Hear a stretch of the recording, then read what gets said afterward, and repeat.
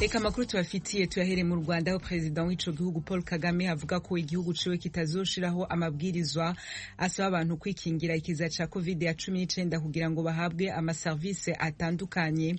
Yabivuze ejo kwa Mungu mu kiganiro yagiranye n'itangazamakuru rigizwe ahanini na mpuzamakungu, aho yagarutse ku madosiye atandukanye arimwo ay'ingabo ziwe ziri muri Mozambique y'akamashu Pegasus gasuma urusaku mu matelefone y'abatavuga rumwe n'amareta atandukanye hamwe n'abamenyesha makuru ni Paul Rusesabagina atavuga rumwe na leta ya Kigali. Mugenzi wacu Asumta Kaboyi yadukurikiraniye ico kiganiro ca President Kagame. Mu kiganiro umukuru w'igihugu yagiranye n'itangazamakuru kuri iki cyumweru kibanze cyane ku bibazo byabajijwe n'ibitangazamakuru mpuzamahanga aho byagarutse ku cyorezo cya COVID-19. Umukuru w'igihugu yabajijwe niba hari itegeko risaba buri munyarwanda wese kuba yipimishije COVID-19 mbere yo guhabwa serivisi akeneye.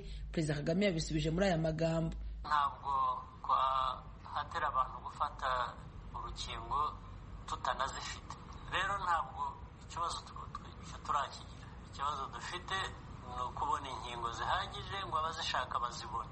Ikindi nasubiza ni uko kubigira agahato ko abantu bagomba kubona inkingo byo wenda bizanagira igihe biba, ariko ngira ngo bizabanza guturuka no hanze kurusha ko bituruka mu gihugu, kubera ko hasigaye hariho uburyo bugenda buza bugaragaza ko ibihugu bimwe bivuga ngo umuntu utarabonye urukingo rwa COVID ntazaza mu bihugu byabo. Mukuru w'u Rwanda kandi yanagarutse kuri gahunda igihugu gifite cyo kubaka uruganda rukora inkingo zirimo n'urwa COVID-19. Perezida Kagame avuga ko iyi gahunda u Rwanda rwayitekereje nyuma yo gusanga inkingo zarigumiye mu bihugu bikize. Inkingo zibonekeye rwa COVID, ibihugu bikize, ibihugu bikomeye byo byahereye ko bibona urwo rukingo. Ibihugu bya Afurika n'u Rwanda turategereza igihe kirekire cyane, naho dutangiriye kubona urwo rukingo biza abantu barembye, abandi babona inkingo tugomba gutegereza, ndetse naho tugiye kuzibonera tuzibona ari uko twasabye tugasabiriza ubwabyo, nabwo bituma umuntu aremba asaba. Ariko ubu iki cyorezo cyaje gifata isi yose, bya bihugu byari byaramenyereye gutabara nabo bari barageze icyo cyorezo. Ubwo rero ngo icyiza ni uko twakora inkingo hano natwe muri Afurika, ndavuga ntabwo ari u Rwanda gusa. Perezida Kagame kandi muri iki kiganiro yagarutse kubo yita ko bakomeje guteza urusaku n'igitutu ku rubanza rwa Rusesabagina ubufungiye mu Rwanda. Perezida Kagame asubiza kuba baravuze ko yahoze ari inshuti ya Rusesabagina wakaza kumwihinduka. Umukuru w'igihugu yavuze ko bahuye inshuro imwe gusa. Perezida Kagame yanagarutse kandi kuri filime Hotel Rwanda yagiraga intwari Rusesabagina. Perezida Kagame avuga ko kugeza ubu Rusesabagina ataburanishwa kubera filime cyangwa kuba yarakinnye muri iyi filime. Umukuru w'igihugu avuga ko Rusesabagina ashinjwa kugira uruhare mu mitwe yitwaje intwaro n'iterabwoba yahitanye abantu batari bake. Umukuru w'igihugu avuga ko icyo abateza urusaku bazakora, igitutu cyose bazamura, bitazabuza ko azaburanishwa n'urukiko mu butabera bukwiye, ngo nta kizabihagarika. Umukuru w'u Rwanda yanavuze ku ngabo igihugu cyohereje muri Mozambique, asobanura ko igihugu cyari gifite ikibazo cy'umutekano muke uterwa n'ibyihebe.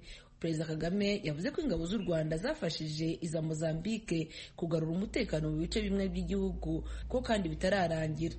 They had already secured Cabo Delgado. I mean, they have taken it over, and they were planning to take over to move to another province called Nyasa. Already, I mean, Cabo Delgado is 3 times the size of Rwanda.